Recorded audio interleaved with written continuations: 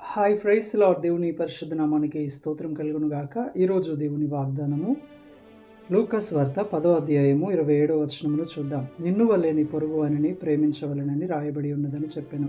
Amen. హల్లెలూయా. సహోదరి సహోదరుడా, అవును, మనల్ని మనం ఎలా ప్రేమించుకుంటున్నామో, మనల్ని మనం ఎలా ఘనపరుచుకుంటున్నామో, గౌరవించుకుంటున్నామో, అలాగే మన పొరుగు వారిని కూడా ప్రేమించమని ప్రభువైన యేసయ్య చెప్పారు. అవునండి, పాత నిబంధన కాలంలో 10 ఆజ్ఞలు ఉండేది. కానీ నూతన నిబంధనలకు వచ్చేసరికి దేవుడు 2 ఆజ్ఞలను ఇచ్చారు. పూర్ణ హృదయంతో, పూర్ణ ఆత్మతో దేవుణ్ణి ప్రేమించడం, సేవించడం, ఇంకా మనలాగా మన పొరుగు వారిని ప్రేమించడం.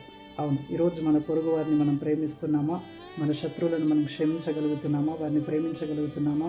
మన ఎదుట పొరపాట్లు చేసిన వారిని, అపరాధములు చేసిన వారిని, మనకు హానిని, బాధను కలుగజేసిన వారిని మనము వారి ఎదురు పడినప్పుడు వారితో మాట్లాడగలుగుతున్నామా? వారిని క్షమించగలుగుతున్నామా?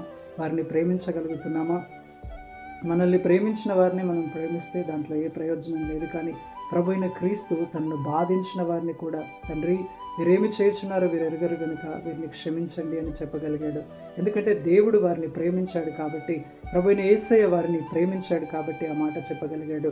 ఈరోజు నీవు కూడా నీ పొరుగు వారిని ప్రేమించగలిగితే వారి పొరపాట్లను నువ్వు క్షమించగలుగుతావు.